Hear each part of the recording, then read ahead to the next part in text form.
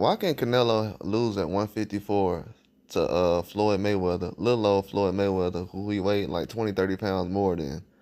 I didn't hear him saying anything about he was afraid or worried about Floyd being 20, 30 pounds over, because he was 170 during fight night. And if anybody's seen Floyd Mayweather stand next to Tank Davis, he's not 170. I don't think he's ever been 170. But in this day and age, a lot of people don't really pay attention to Canelo like that. But he's actually doing the same things Crawford's trying to do. Canelo's been at 54, took a loss, had close fights at 154. Then he's went up to 160, 168. Then he's took a loss to 175. And then he lost at 175. Tried to fight at cruiserweight. Like a whole bunch of extreme stuff. Like the dude's he's tried to do whatever he could.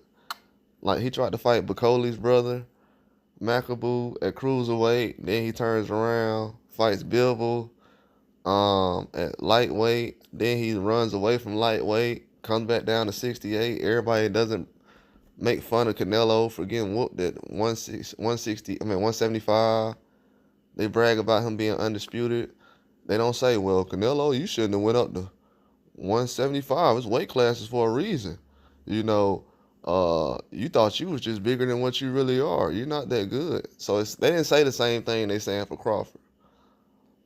They're not saying all those things. And Canelo's not going up in weight classes getting knocked out. He wasn't facing power punchers. To be honest with you, Bivol and Mayweather are considered some of the weakest punchers in those divisions.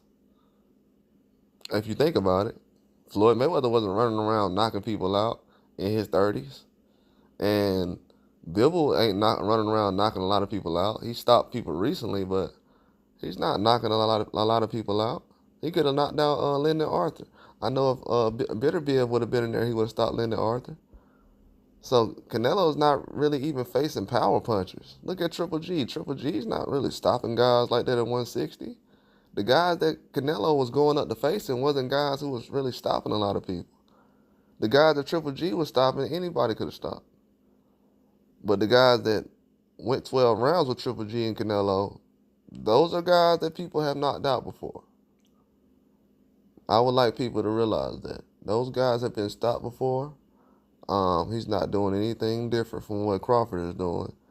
It's just people trying to pick certain sides and everything, but I'm going to let you know right now.